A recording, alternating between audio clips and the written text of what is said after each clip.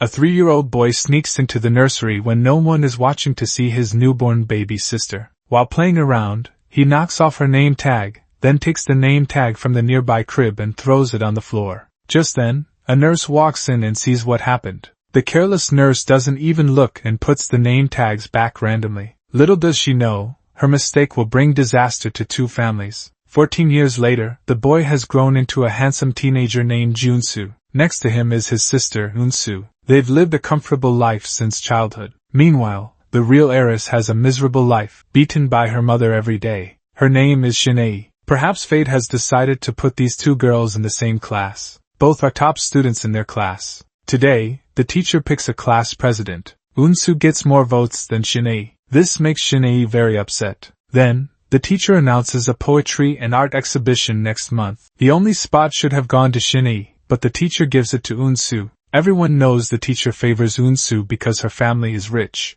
That's why she made this choice. This makes Shinei even more resentful. Next period is P class. Everyone changes clothes and goes to the gym. Shinei can't afford the uniform, so she stays in class doing homework. Tears of frustration roll down her face. Angrily, she hangs Unsu's dress on a tree. When Unsu returns after class, she finds her dress missing. A classmate tells her it's hanging on a tree outside. Soon, all the students gather to watch, pointing and whispering. Unsu bites her lip. Without a word, she climbs the tree to get it. The boys upstairs start teasing too. Just then, her brother Junsu notices what's happening and quickly runs over. The classmates all shout for her to come down, but Unsu acts like she doesn't hear them. After climbing for a few minutes, she finally gets closer to the clothes. Junsu watches nervously. In the end, she grabs the clothes. Everyone claps for her. Unsu happily waves back. On their way home from school, Junsu asks who did this to her. Unsu doesn't want to say. A classmate nearby tells him it was Choi Shinei and makes the story sound worse. Junsu gets really angry. Just then, he spots Shinei ahead. Unsu worries her brother might fight. She quickly rides her bike toward them. Suddenly, a truck hits Unsu. Unsu is rushed to the hospital. Her parents come running. Junsu blames himself. The doctor warns them she might lose a lot of blood during surgery and asks them to donate some just in case. They all volunteer to give blood. Then the doctor asks, "Who here has type B blood?" The question shocks them. They say the doctor must be wrong because they both have type O blood. The doctor explains type O parents can have a type B child and tells them to get tested again. The results come back quickly. The doctor confirms they're both type O. If both parents are type O, they can have a type B child. While driving home to get Unsu's clothes, Junsu's father pulls over and asks his wife what they should do. His wife is heartbroken. She can't accept the truth because she loves their daughter so much. The next day, Junsu's father visits the maternity hospital alone. The doctor tells him, "There were 2 newborns that day. Your child has type O blood. The other baby had type B. If your child had type B blood, then the babies were switched at birth." Junsu's father angrily grabs the doctor by the neck until a nurse comes and pulls them apart. Junsu's father can barely breathe from the shock. 14 years of love given to someone else's child. Meanwhile, Junsu finds Shinei. He asks her to stop bullying his sister, Unsu, but he doesn't know this girl is actually his real sister. Shinei tells him to kneel and beg. "For your sister's sake." Junsu drops his bag and kneels immediately. "Please stop hurting Unsu." He looks around nervously, afraid someone might see, then turns and runs away. Junsu stands up and brushes off his clothes. Just then, he sees his parents' car driving past him. He wonders why they're in this neighborhood. Following the hospital's address, they find the home of the child born the same day. As they're about to enter, a man runs out of the house. Mrs. Choi throws a bucket of water at him. "Just because I'm a widow doesn't mean scum like you can touch me. Get lost, you creep." Seeing Mrs. Choi's rough behavior, the couple looks disappointed. They enter the house and see the empty, rundown rooms. Their hearts ache imagining their daughter living here. Mrs. Choi comes out.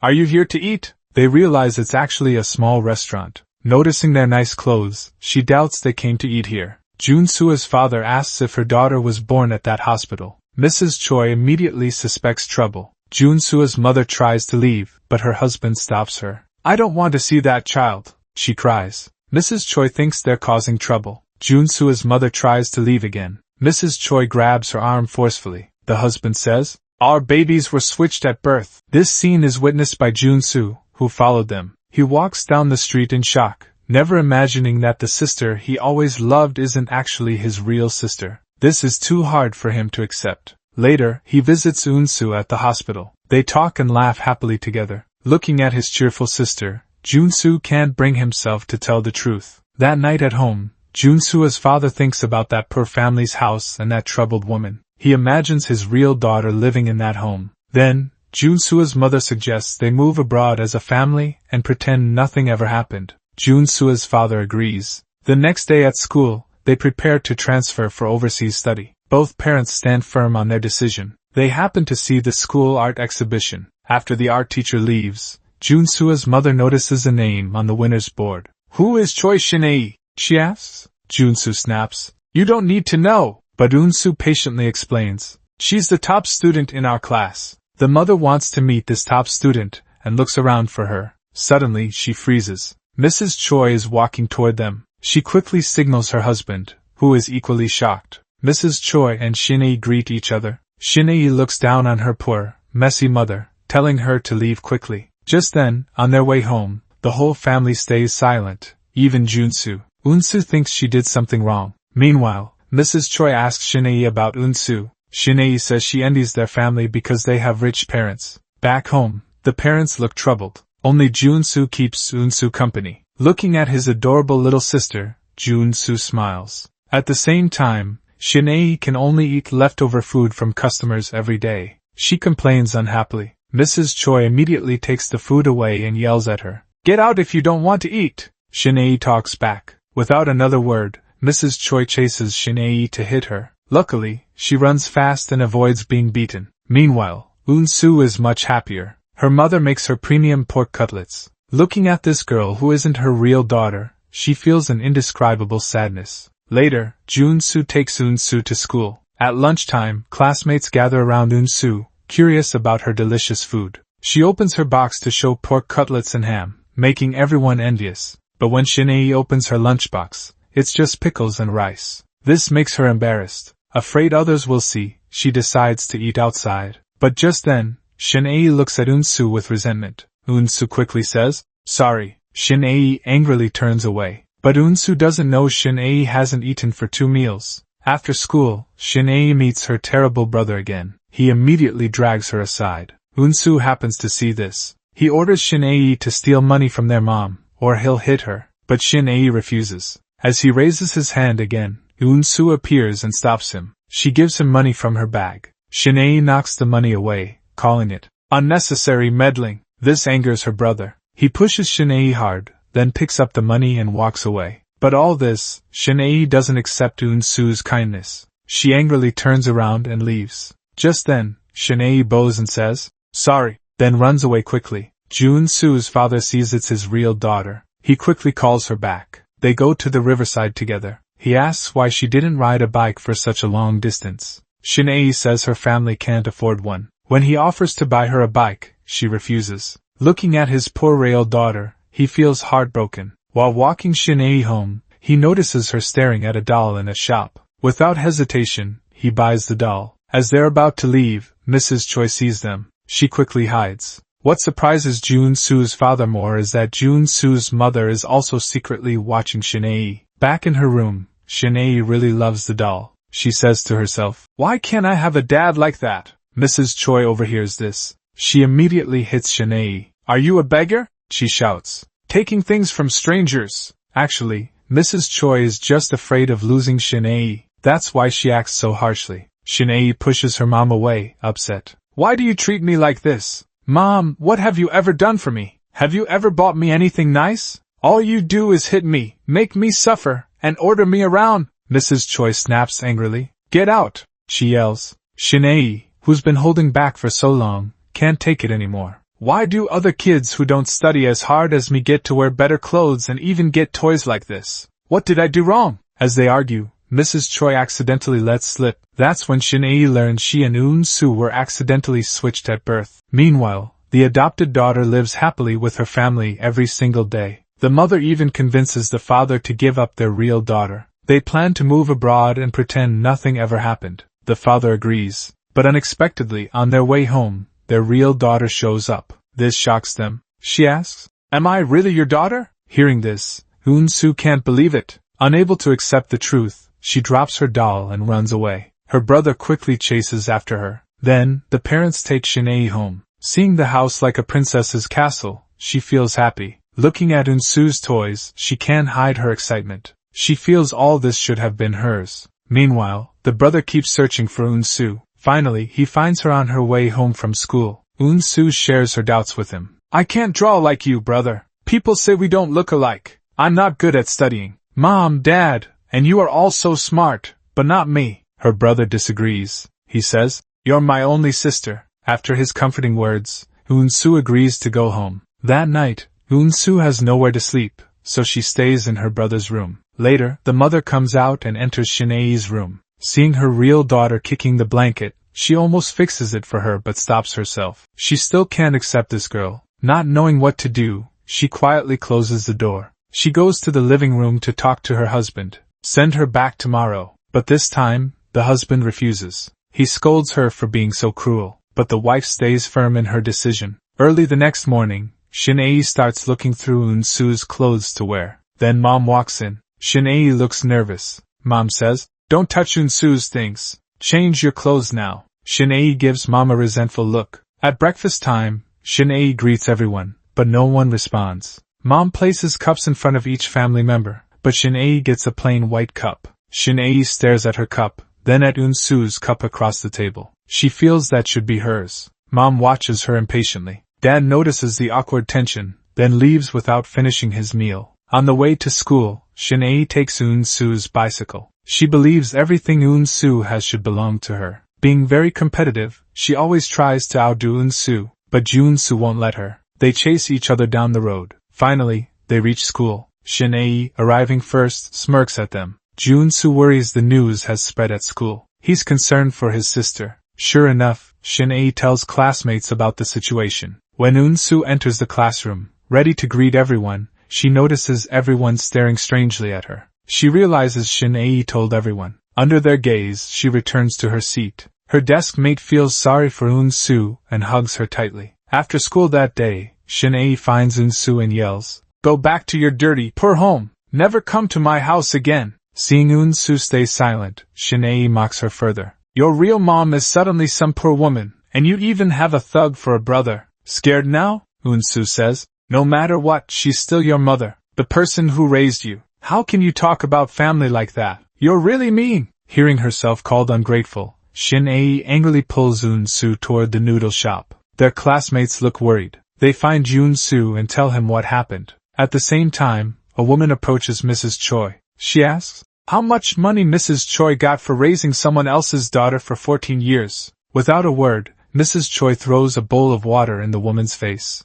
She chases the woman away. Junsu and Unsu arrive just in time to see this. Mrs. Choi calls out, Shinei! But Shinei says, I'm not her. She is. Angry, Mrs. Choi tries to hit Shinei. Mrs. Choi wants to chase her but stops. She turns to look at her real daughter. Unsu also looks at her mother. Their nervous eyes show they don't know what to say to each other. Junsu takes Unsu home. Unsu keeps looking back. Mrs. Choi's eyes fill with tears. Sometimes, blood ties really soften hearts. Back home, Shinei complains to her parents. She says Junsu hit her because of Unsu. Hearing it's about Unsu, her mom says, Then it's fine. She starts to leave. Shinei suddenly explodes. Why do you hate me so much? Am I not your daughter? I want to wear nice clothes like Unsu. I want my brother to love me like her. Can I have that? Touched by her words, her mom hugs her tightly. I'm sorry, she keeps saying. Shinei, I'm sorry. Mom was wrong. Don't cry, Shinei. Then, Dad waits outside. When Junsu and Unsu return, without asking, he immediately scolds Junsu for hitting his sister. But Junsu says he didn't hit her. He says Unsu is his only sister. Without another word, his father slaps him hard. This shocks Unsu. Junsu doesn't want his sister to feel bad, so he tells her to go to her room. When Unsu returns to her room, she opens the door and sees her mother comforting Shinei. At this moment, tears start flowing from her eyes. Back in the living room, she looks at the 4 family cups and feels like she doesn't belong here. Unsu says, Thank you so much. Thank you for raising me all this time. I'm really grateful. I'll take my cup with me. That way, I can still be with Unsu. After kissing her parents and brother's cups goodbye, she decides to leave. But tears keep falling because she doesn't want to go. She can't stop crying. When Unsu wakes up at night and finds Unsu's bed empty, he rushes to the living room in panic. He sees Unsu's cup is missing and realizes something is wrong. He runs outside and calls Unsu's name loudly. At the same time, Mrs. Choi wakes up early to work. As she's about to return home, she sees Unsu has come to her place. Unsu watches her brother eating happily, then looks at the food in her own bowl but can't bring herself to eat it. Mrs. Choi notices this. Not wanting to disappoint her, Unsu forces a small smile and starts eating big mouthfuls. Even though she doesn't like the food, she pretends to enjoy it. Mrs. Choi sighs helplessly. When Unsu goes to fetch water, her mean brother knocks her over. He had stolen money from their mother. Mrs. Choi sees Unsu completely soaked. She quickly picks up the fallen umbrella, asks, "Why did you go to get water in the rain?" Unsu heard the water would stop tonight, so she wanted to get water ahead of time. Mrs. Choi knows she's trying to help, says, "Give it to me, I'll go get water." Though they're her real parents, after 14 years apart, Unsu still can't call her Mom. Then a neighbor calls Mrs. Choi, says there's a phone call for her. It was Junsu's mother calling earlier, hoping to have Unsu back with her. Junsu's mother says they'll soon move abroad, wants Shanae and Unsu to go together so both can get a good education. Mrs. Choi gets angry at her selfishness, stands up to leave. Then Junsu's mother stops her, takes some money from her bag,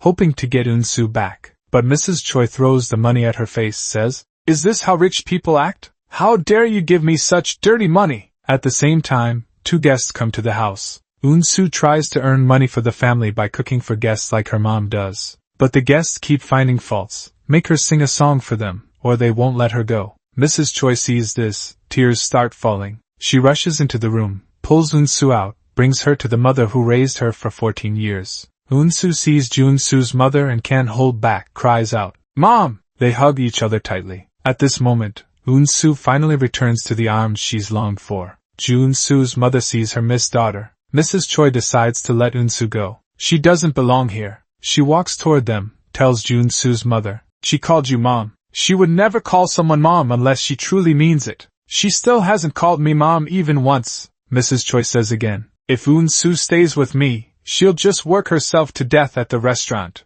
She can't do anything else. I might as well act like I have one less child. Take her with you. Your whole family is moving to America. You should go with them." Mrs. Choi decides to send Unsu abroad. Junsu's mother is very happy about this. Watching her birth mother walk away, Unsu feels an indescribable sadness. When her mom asks her to come home, she says, "I can't be your daughter anymore. Unsu isn't your daughter. You have Shanae and Junsu." Junsu's mother panics when she hears this. Unsu says she'll be fine and not to worry about her. Finally, Unsu lets go of her hesitation. She cries out, "Mom!" loudly. Mrs. Choi immediately hugs Unsu. Seeing this, Junsu's mother feels heartbroken. At school, Shanae brings a fancy lunch from home, making all the classmates jealous. When Unsu opens her lunchbox, it's just leftover pork from restaurant customers. Shanae quickly makes fun of her, but Unsu doesn't get discouraged. She presses her lips together and says, "I'm going to eat now.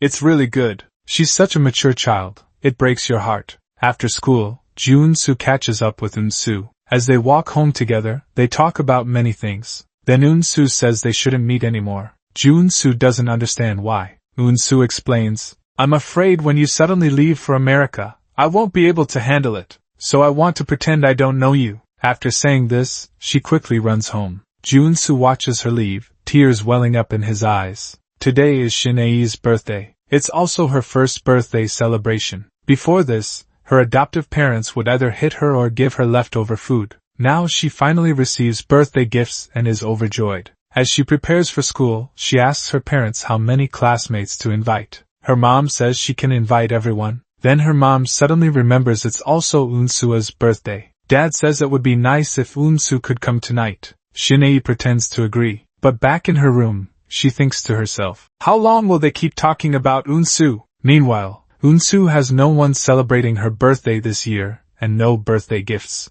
But she has a kind and warm heart. She tells herself, "Happy birthday," then heads to school for class. When Shanae sees Unsu arrive, she says loudly on purpose, "Everyone, come to my birthday party today. We'll watch fireworks tonight." But Unsu stays calm. When she opens her desk, she finds a watch she forgot at her adoptive parents' house. She thinks Junsu brought it for her, and feels happy, but Shinei gives a strange smile. Earlier that morning, Junsu had asked her to return Unsu's forgotten watch. At first she refused, then suddenly agreed happily, even saying she wanted to be friends with Unsu. But innocent Unsu doesn't suspect anything and puts the watch in her bag. As second period begins, Shinei suddenly starts crying loudly. Unsu looks at her, confused, not knowing danger is coming. The teacher enters, angry about stealing in class. She makes all students kneel on their desks. After they kneel, she says, "Shinei lost her watch." "What kind of watch was it, Shinei?" "It's a Mickey Mouse watch." When she says this, Unsu realizes the watch she's talking about is the one that was just in her desk. Then the teacher starts searching their bags one by one. Unsu is very scared. She holds her bag tightly. Finally, it's Unsu's turn. The teacher tries to open her bag, but Unsu won't let go. As they struggle, the watch falls out. Unsu says, "I didn't do it." Then Shinei stands up. Fake smiling, she says it's okay. She says the watch was meant for Unsu anyway. Unsu keeps trying to explain, saying the watch was already in her desk. When Unsu says, "Brother," the teacher thinks Junsu gave it to her. To find the truth, all three are called to the office. The teacher asks Junsu if he put the watch in Unsu's desk. Shinei quickly says, "Junsu didn't come to our class today." The teacher can't tell who's telling the truth, so she asks Junsu again, "Did you give the watch to Unsu?" Unsu says, "I haven't seen Junsu today." The teacher decides Unsu stole it, and makes her kneel by the door. The teacher and students all point at her. Tears of sadness keep falling. But that's not all. The mean teacher makes her write, "I'm a liar," 1,000 times. Then Junsu comes over. Unsu sadly says she didn't lie. Junsu says he believes her. Then he takes her to the beach. They play and laugh together, forgetting all their troubles. Looking at their happy smiles, this must be childhood. Junsu gives her a present. It's his own cup. "You must feel lonely. I'll go with you." Unsu smiles. They talk about many things that day. The next day, during class, the teacher says, "Choi Shinei is transferring to the US today, so they'll re-elect the class vice president." Only then does Unsu realize her brother and her adoptive parents are leaving for the US today. After hesitating for a while, she ignores the teacher's orders and runs straight out of the classroom. The girl sprints down the country road calling out, "Mom!" again and again. She tries to catch up to the car ahead because inside it are the parents who raised her for 14 years. She runs as fast as she can, but the car speeds away. Even when she takes a shortcut, she still can't catch up.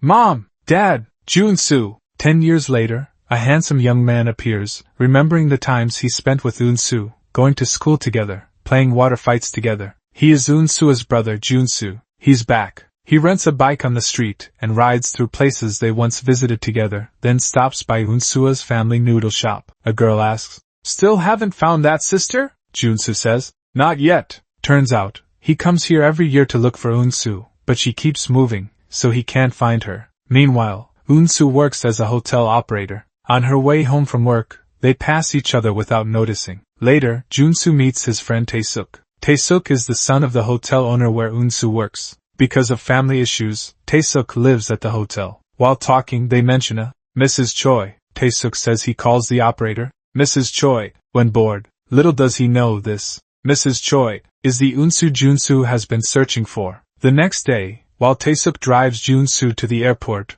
Unsu happens to pass by in the opposite direction. This time, they miss each other again. But Unsu doesn't know, tomorrow is Junsu's engagement day. He came today to tell Unsu about it. After dropping off Junsu, Taesuk notices his phone was left in the car. He takes it to the hotel to ask Mrs. Choi to charge it. But when he asks, there's no older woman working there, only young women in their 20s. He realizes he's been tricked. At the engagement ceremony the next day, Junsu and his fiancée hold knives together to cut the engagement cake. His fiancée is Yumi, his college classmate. Meanwhile, Taesuk wonders who this Mrs. Choi really is and why she lied to him. Looking at the two phones on the table, he gets an idea. He uses his own phone to call Junsu's phone and places it on the hotel phone after connecting. This way, he can walk while talking to Mrs. Choi. Then he opens the wiring room door and shouts, "Mrs. Choi!" This is how he finds Mrs. Choi, Unsu.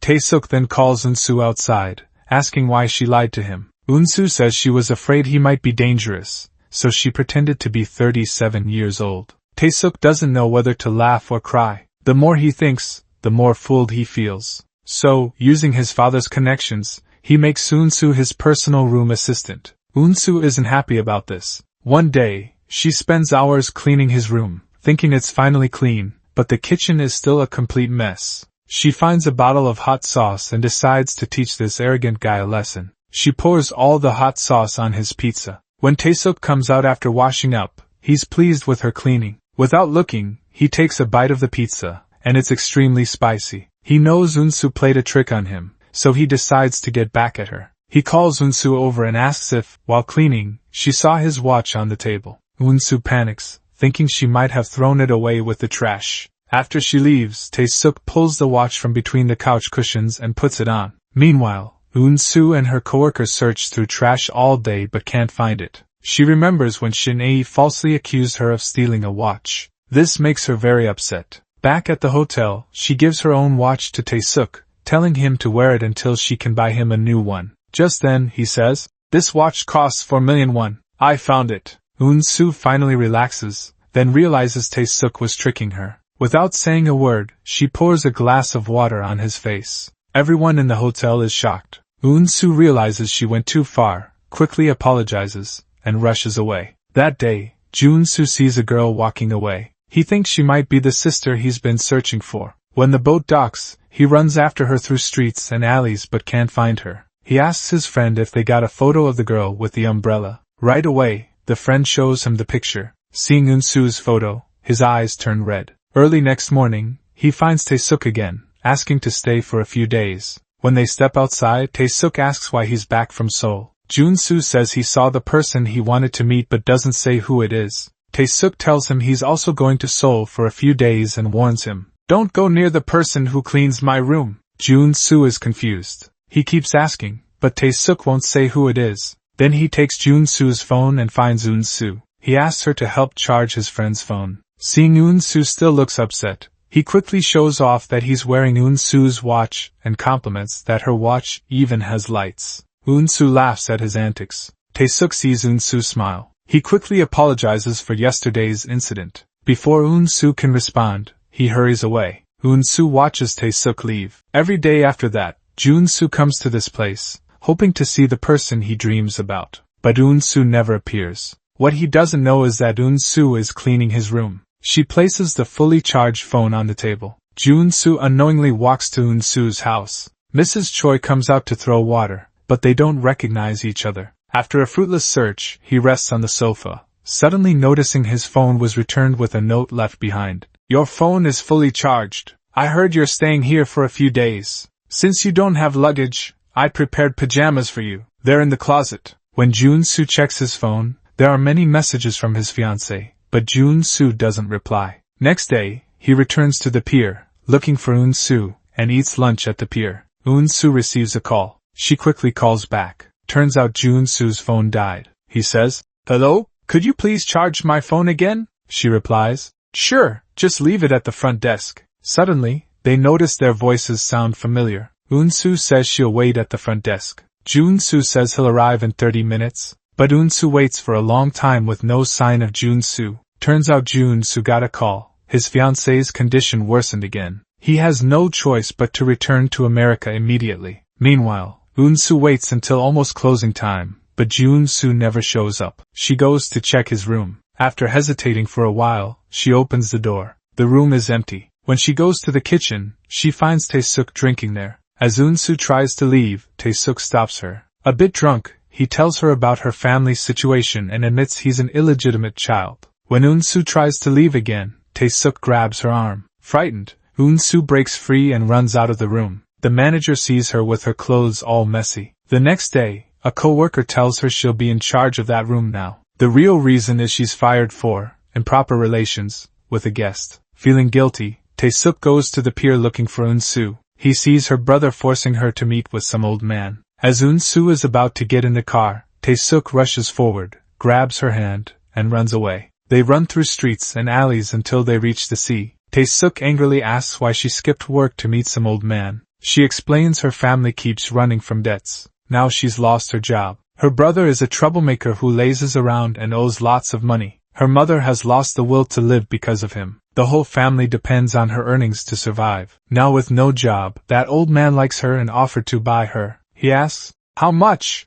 How much are you worth?" "I'll pay more. I'll buy you instead." Then he walks away. Unsu walks sadly down the road. Just then, she sees a familiar figure. Unsu finally realizes it's her brother Junsu. When she understands this, she chases after the car. Meanwhile, Junsu and his fiancée Yumi go to the beach and find Tae-suk. Junsu draws Unsu like he did when they were kids. But Yumi thinks he's drawing her, and says it doesn't look like her. At this exact moment, Unsu arrives after running all the way. Seeing the face she's missed for so long, she can't hold back anymore and runs straight to Junsu. The distance is only a few meters, but to Unsu it feels very far. Her sudden hug leaves everyone confused. Tae-suk shouts, "Choi Unsu!" Now Junsu knows it's Unsu. After missing each other so many times, they finally reunite. Hearing their cousins, Tae-suk and Yumi wait outside, full of questions. After 10 years apart, they have much to say but don't know where to start. Junsu asks if Unsu has been well. Unsu lies and says yes. She says her brother often fights but never hits her. Junsu knows she's a good girl and that she hasn't had it easy. Unsu asks, "Are you worried about me?" Junsu nods. This makes Unsu very happy. When Junsu returns to the room, Yumi says, "Not to mind me. You should walk Unsu home." But Junsu doesn't answer. Meanwhile, Tae-suk walks Unsu home. Unsu asks him to explain things to the hotel. She doesn't want Junsu to know she quit. Tae-suk agrees. At the hotel, as the owner's son, he barely speaks before arguing with the manager. Unsu has no choice but to push him out. As soon as Unsu gets home, her brother storms in to scold her for running away. Unsu gets so scared she runs outside. Her brother chases after her. No matter how fast she runs, she can't escape her brother's grasp. He pulls her hair and throws her to the ground, yelling at her for disobeying him. But no matter how Unsu explains, her brother won't calm down. "Let's see you run now!" Just then, their mom comes out with a weapon, screaming, "Die! Just die! Die, you brat!" Mom can't bring herself to hit her son. Unsu packs her bags, ready to move out. She takes out her last bit of money and gives it to Mom. Suddenly, her brother runs in again. Unsu escapes through the back door. Alone at the pier, she doesn't know where to go. Early next morning, when Junsu opens his door, he finds a girl sitting outside. Unsu had been sitting there all night. Junsu sees the bruises on her face. He tries to ask, but Unsu cuts him off. She says she told her family about him, so Mom and brother let her stay here for a few days. She doesn't seem to notice her bruises. Junsu knows she's lying but doesn't call her out. Instead, he takes her bags and agrees to let her stay. Junsu immediately looks for medicine, remembering what Unsu once told him. "My brother still gets in fights all the time, but he never hits me." Now he knows she lied. When Unsu washes her face, she sees the bruises in the mirror and understands Junsu's hesitation earlier. In her room, she finds the ointment Junsu left and feels touched. Exhausted from the sleepless night, finally, she can sleep without anyone disturbing her. Junsu looks at her bruised wounds. Tears keep flowing from his eyes. While Unsu sleeps, he goes to the pier and finds Unsu's careless brother. Without a word, he punches him. The brother asks who Junsu is. Junsu tells him to inform Mrs. Choi that Unsu is staying with him. He warns, "If you lay a finger on our Unsu again, things won't go well for you." After this threat, he turns and leaves. In the afternoon, they go grocery shopping. Unsu wants to cook a nice meal for Junsu. When they return home, they find Yumi has already prepared dinner. The three sit at the table. Yumi asks how long Unsu will stay. Unsu understands her hidden meaning and says, "I'll move out in a couple days." "No." Junsu insists she should stay longer, adding, "She's my sister." Surprisingly, Yumi isn't angry. She generously tells Unsu to treat this place as her own home. On their way to the room, Junsu asks if she was upset earlier. Yumi replies,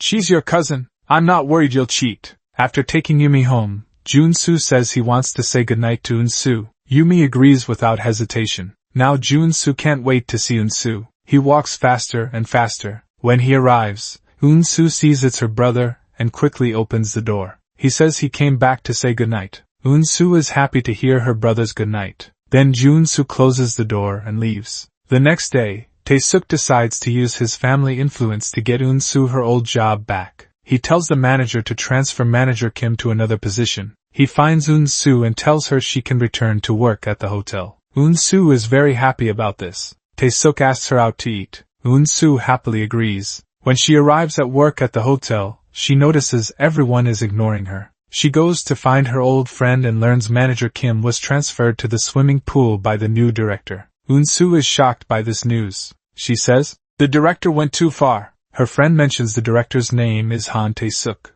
"Who? Han Tae-suk?" Just then, Tae-suk walks over. They step outside. Unsu is angry that he fired manager Kim just to get her old job back. She turns and walks away. He says, "I like you? Yes, I like you. I did it because I like you." Unsu doesn't know how to react. At the same time, Junsu and his fiancée Yumi are cleaning their old house, preparing for his parents to move back. Meanwhile, Unsu just finished work when Tae-suk calls her. They drive over to help Junsu clean the house. Seeing these familiar streets makes her remember the time with her brother. Tears fill her eyes. When they arrive, Junsu isn't there. Tae-suk goes upstairs to look. Unsu stands by the table. Memories come flooding back. Her parents celebrating her birthday, playing with her brother in the room. But these are just memories now. Junsu returns from shopping. Unsu starts crying. Everyone is confused by Unsu's sudden tears except Junsu. Only he understands. They go upstairs to talk privately. Shin-ae returns from America.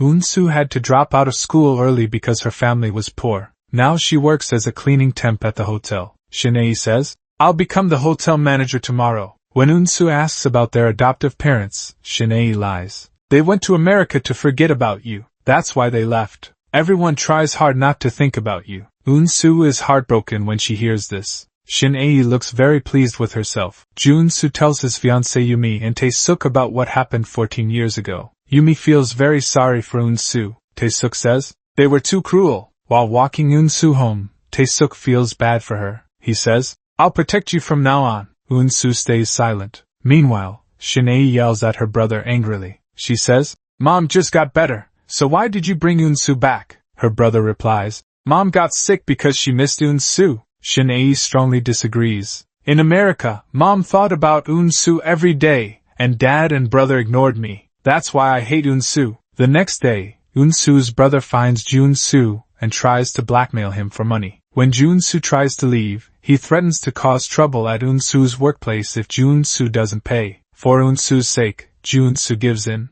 Unsu goes to the university to find Junsu and sees her brother counting money. She immediately understands what happened. She yells, "Bully me if you want, but why hurt Junsu too?" Unsu is devastated. Junsu keeps telling her, "It's okay." Meanwhile, at the hotel, Shin-ae finds Tae-suk. Tae-suk doesn't like her getting too close. Later, they go to a restaurant together. When Shin-ae learns Tae-suk likes someone else, she looks very unhappy. At the same time, Unsu and Junsu clean their old house. Unsu wipes the windows, while Junsu mops the floor. At this moment, he falls for Unsu all over again. Then they clean the windows together, acting very close. The next day, Shin-ae drives to work. Unsu rides her bicycle to work. Tae-suk rides with her to get closer. He rides a bicycle with her. They even race to see who's faster. Soon, the manager shows Shin-ae around the hotel. She sees Tae-suk eating with Unsu. She gets very jealous. At the morning meeting, she starts briefing the staff. Unsu happens to be in her department.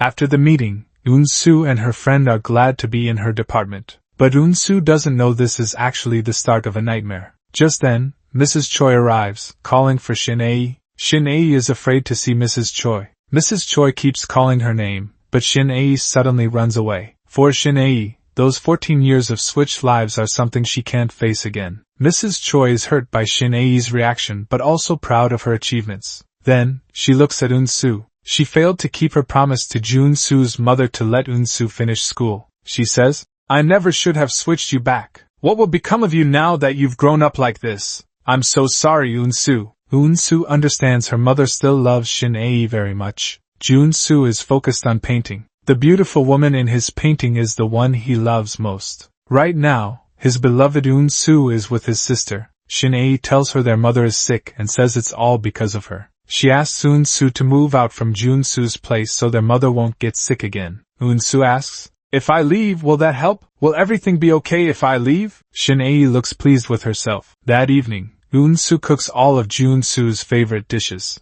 Junsu is very happy, but he doesn't see how sad Unsu looks. She even returns the cup he once gave her, telling him not to break it. Later, Unsu smokes in his room. He hears noise outside. When he checks, he sees Unsu carrying her luggage. He quickly runs after her. He asks where she's going. When Unsu doesn't answer, she grabs her luggage and turns to leave. Unsu thought reuniting with her brother would bring her happiness, but after they reunited, she says she always makes things worse. He says, "No, Unsu, let's be together. Be with me, Unsu." Junsu finally confesses his feelings to Unsu. The next day, they go to the beach.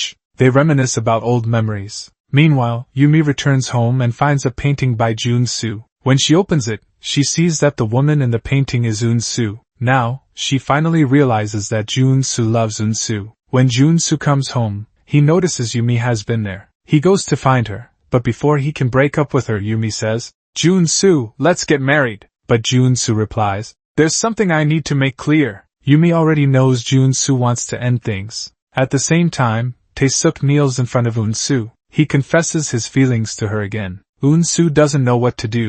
That night, Yumi's mother finds Unsu. She begs her to let Yumi and Junsu be together. Just then, Junsu returns. Without a word, Yumi's mother slaps him. The next day at work, Yumi approaches Unsu again. She pleads for her help, saying she can't live without Junsu. Faced with Yumi's desperate begging, Unsu softens. Back at work, she remembers Shinei's words. Shinei once said, "If you keep living with Junsu, Mom will see you again. I'm afraid her illness will come back." This makes Unsu very sad. Taesuk walks over and calls her name. Unsu's eyes are filled with tears. The two step outside. "Trust me with your life. You can believe in me." Unsu smiles this time. Meanwhile, Junsu waits anxiously for Unsu. Just then, Taesuk drives back. After they get out of the car, Taesuk moves closer to Unsu. Junsu sees this, and his heart feels like it's being cut. After Taesuk leaves, Unsu talks about how good Taesuk is and says, "Junsu and Yumi make a great pair too."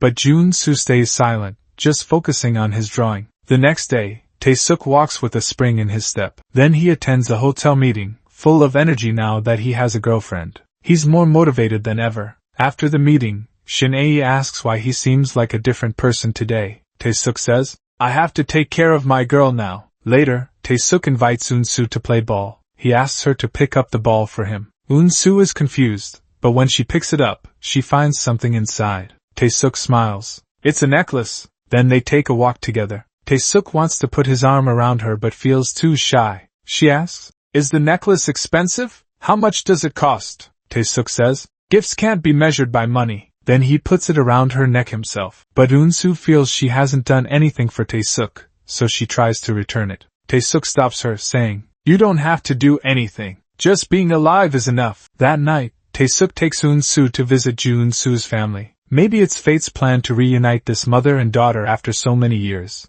This hug is one they've waited years for. Junsu's father and Junsu watch silently. They go back to the room. Mrs. Choi gently touches Unsu. She notices Unsu's hands are twice as big now. Mrs. Choi feels sad for missing so many years of her life. She couldn't do anything for her. She feels very guilty. Unsu says, "I didn't go to school much. I feel a little sorry toward my mom." But seeing her mom's guilty look, she lies and says, "I never liked studying anyway." Her mom knows she's lying. She keeps saying, "I'm sorry." Unsu keeps saying, "It's okay." Mrs. Choi missed Unsu so much, it made her sick. She missed Unsu too much. She got very sick, too sick to come back for her. Mrs. Choi looks at Unsu again. She can't hold back her feelings anymore. She hugs her daughter tightly, afraid of losing her again like 14 years ago, when Unsu disappeared. Outside, Junsu's father also feels guilty. Hearing Unsu worked as a hotel maid, he regrets being so cruel to her back then. The next day, Shinei comes home.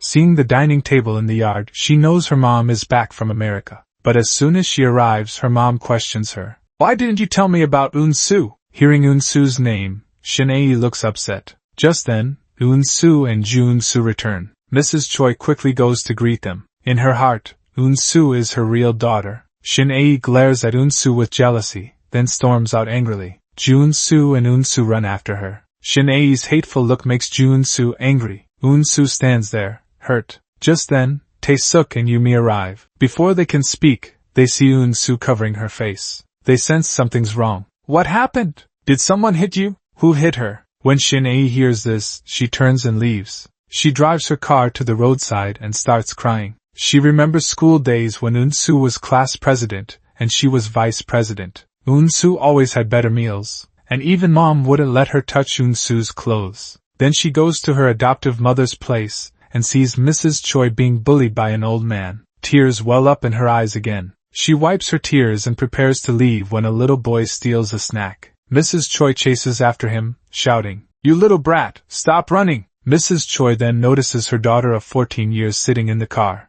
They sit by the bridge, crying together. In Mrs. Choi's heart, Shin-ae has always been her real daughter. "Stop crying," she says. Mrs. Choi asks how she's doing in that family. Shin-ae says she's their real daughter, so she's fine. Hearing this, Mrs. Choi feels relieved, but she can't hold back her tears. She still wants to cry. Meanwhile, the others prepare to eat, but Jun-su's mother is missing. Jun-su finds her, and she shares her true feelings. She abandoned the child she raised to make up for her real daughter, but she can't forget Unsu. Shin-ae can't replace her in her heart. "Jun-su," she says, "you must never abandon our Unsu. Love her always. Treat her as your sister forever." Jun-su stays silent. "Answer me," she says. He makes a promise to his mother. "Okay," he says. Unsu overhears this outside the door. Tears stream down her face again. The two who love each other are now brother and sister. Unsu wants to go home, but Mrs. Choi kicks her out. Unsu doesn't know her mom wants her to return to her adoptive parents, but Unsu keeps calling her Mom. This breaks Mrs. Choi's heart. But Mrs. Choi doesn't know her daughter has nowhere to go. Earlier that day, she moved out of her brother's place. She planned to stay at employee housing, but Shin-ae plays a mean trick and cancels her housing request. When she tries to come home, her mom turns her away. Now she stands with her bags, with nowhere to go, bearing all this pain alone. Tears stream down her face. Mrs. Choi stays in her room. She thinks she's doing what's best for Unsu, wanting her to return to her adoptive parents. But she doesn't know Unsu is suffering all alone. When Tae-suk hears Unsu didn't get housing, he drives out to find her. With nowhere else to go, Unsu returns to her brother. Just as she sees Jun-su leaving with Yumi, she quickly hides. After Yumi leaves, she calls to her brother, lying that she forgot something there, but can't find anything. Then her brother sends her away. But he doesn't know Unsu literally has no place in this world now. She says, "Brother, please treat Yumi well. I'll be good to Tae-suk appa. Brother, please be good to Yumi." Her brother doesn't answer. He takes her bag to walk her to the bus stop.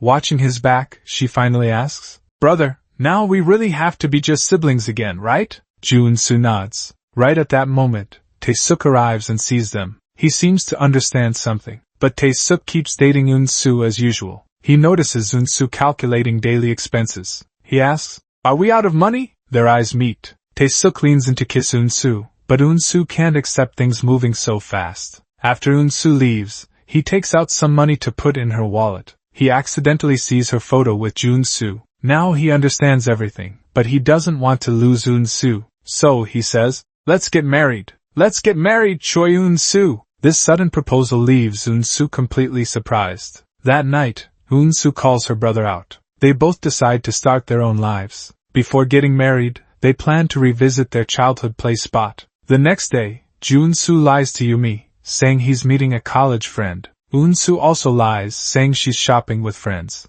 And so, they return to their childhood spot. They ride bicycles together, play rock paper scissors, but no matter what, Unsu always loses. Then they cook together. Suddenly, it starts raining. They rush inside the house. That evening, when Yumi returns home and starts organizing clothes, Tae-suk comes looking for Jun-su. Yumi says he's meeting a friend. Tae-suk says Unsu went shopping with friends. Meanwhile, the rain gets heavier. They get a call from the mountain caretaker, saying the rain is too heavy and the mountain road is blocked. They have to stay the night there. Back home, Yumi and Tae-suk wait anxiously. Suddenly, both get calls saying, "I'm not coming home tonight." They both realize what's happening. The next day, Tae-suk waits for Unsu at the hotel early. Then a car arrives. Unsu and Jun-su step out of the car. This confirms what happened last night. After returning home, Tae-suk doesn't say anything. He just hugs Unsu tightly, as if afraid she might run away. Meanwhile, Jun-su returns home.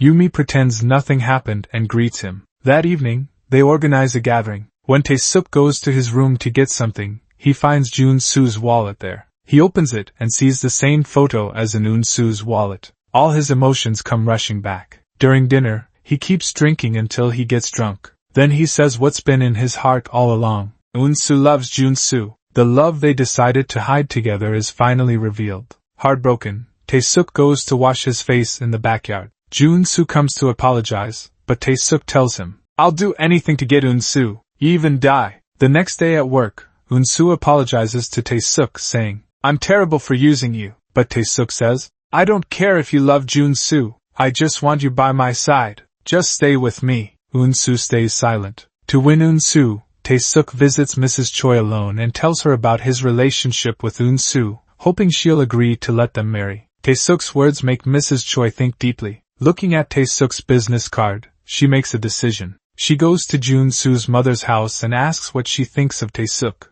After hearing Junsu's mother's approval, Mrs. Choi begs her to transfer Unsu's household registration to their family. She worries Tae-suk's family will look down on Unsu's background. She feels she's failed Unsu for so many years. If Unsu becomes their daughter, Tae-suk's family won't object. Junsu's mother can't believe what she's hearing. This is exactly what she's always dreamed of. But little does she know, Shin Ae overhears their entire conversation. Later, she confronts Mrs. Choi alone. She demands to know why Unsu should join their family. Mrs. Choi explains that the baby mix-up was fate's doing, not anyone's fault. She hopes they can treat each other like real sisters. But Shin Ae refuses. "I'm the one who belongs to the rich family. Why does she have to take everything I love? Why is she stealing my whole life?" Mrs. Choi says, "I never let you go hungry or poorly dressed. It was my own weakness, but I truly cared for you." No matter how Mrs. Choi pleads, Shin Ae won't accept Unsu. "She'll never be my sister."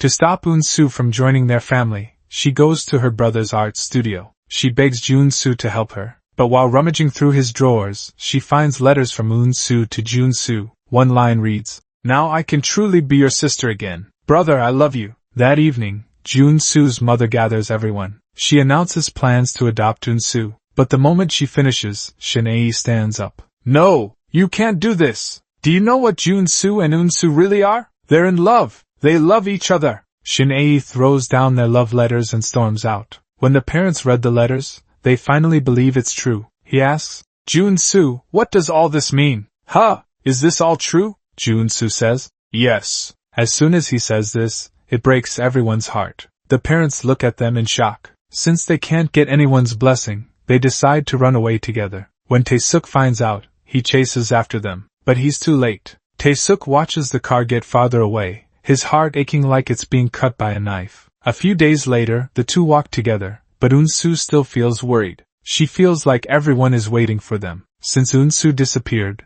Tae-suk drinks every day to forget. Drunk, he calls Unsu, even though no one answers. The next day, he goes to the pier to ask Mrs. Choi where Unsu might be. When Mrs. Choi hears about Unsu and Junsu running away, she can't believe it. Because he's her brother? Seeing Tae-suk's sad face, she believes it. Meanwhile, Unsu and Junsu live happily every day. One day, Unsu calls home to say she's okay, but her mom scolds her. She says, "Mom, I'm sorry, but I'm so happy, so happy. I'm really happy. I'm so happy here." Her mom says, "You'll be punished by heaven," because in those times, such a love was unacceptable. Unsu tells her mom their address, but her brother overhears outside. After hanging up, Unsu thinks about her mom's words. "How can you be happy? You're hurting everyone, your parents, so much. You'll be punished by heaven." Her heart feels like it's being cut. Just then, her nose starts bleeding. She quickly tilts her head back, and Junsu sees her. He takes her to the river to clean up. They think it's just a normal nosebleed. Neither of them pays much attention to it. Meanwhile, Unsu's brother finds Tae-suk. He gives Tae-suk Unsu's address and demands a large sum of money for it. That night, Junsu celebrates Unsu's birthday. Though no one else sends wishes, the two of them are still very happy. Just then, Tae-suk arrives at the ranch by car. He enters their room. Seeing two sets of bowls on the table, he feels heartbroken. At that moment, Unsu and Junsu return. Seeing Tae-suk, Unsu covers her mouth in shock. Tae-suk wants to speak but doesn't know what to say. The next day, they prepare to return in Tae-suk's car. Unsu still sits with her brother. All three remain silent during the ride. Meanwhile, Yumi's mother brings Yumi to their home, demanding an explanation from them. Just then, they arrive back home. In front of everyone, Junsu takes Unsu's hand, saying, "We want to get married." Hearing this, everyone is stunned. Yumi bursts into tears, because everyone opposes their relationship,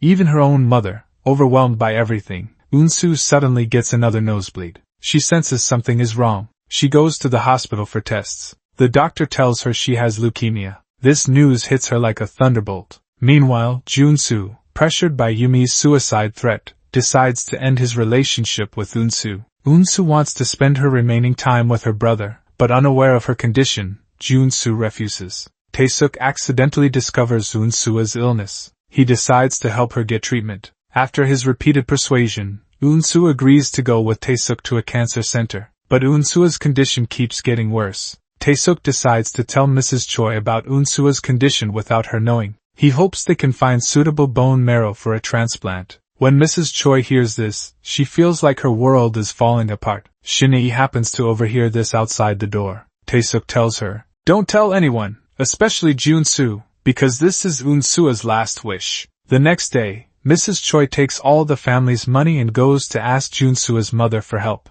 Junsu's mother looks confused and asks, "What's wrong?" Mrs. Choi says, "This isn't much, but it's all I have. Please take it. I know the treatment will cost a lot. Her father died from this same illness. Please, for old time's sake, save our Unsu. Our Unsu is dying." Mrs. Choi says she has no other choice but to come to them. She hopes Unsu can have the surgery. Junsu's father can't believe it. Junsu's mother can't accept this truth and faints. No one can believe this. She's just a girl in her 20s. Her life has barely begun. Fate is being too cruel. Unsu's condition worsens suddenly, and she falls into a coma. When Yumi hears the news, she feels terrible for keeping Junsu with her and finally tells him about Unsu's illness. "Unsu is dying. She's dying. What will Junsu do? What if she dies?" Junsu runs desperately to the hospital. He tries to rush into the ICU, but the doctors stop him. He says, "I need to see Unsu. I still have things to tell her. There are words I haven't said to her.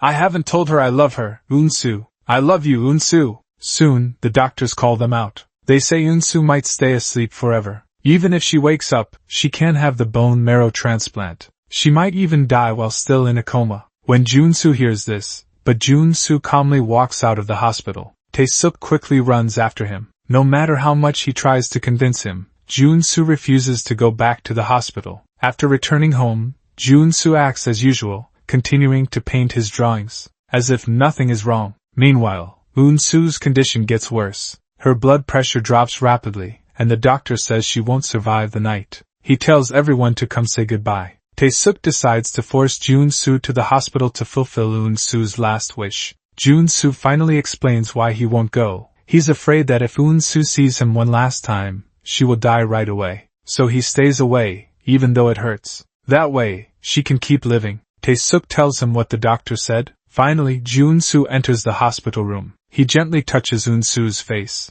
"Wake up, Unsu. I want to eat with you, breathe with you, talk with you. I want to live a little longer with you. I want to tell you I love you." As if hearing her brother's voice, Unsu wakes up. "Brother." Junsu asks if she slept well. She says, "I want to go home." Early the next morning, Taesuk rushes to the hospital room. He sees the bed is empty. He smiles. Junsu takes Unsu to the beach they visited as kids. Junsu draws Unsu's face in the sand. They play games from their childhood. Unsu leans against her brother. At this moment, she is happy. At night, they talk about their plans for tomorrow. Wake up early, make breakfast together, clean the house. But Unsu can't hold on any longer. He says, "Good night, Unsu." Later, they scatter Unsu's ashes into the sea. They hope she can be free, not like when she was alive, always trapped in everything she did. After Unsu is gone, Junsu never smiles again. He feels like the world has lost all its color. Then, a big truck comes speeding toward him. The driver keeps honking, but Junsu doesn't try to move away. Turns out,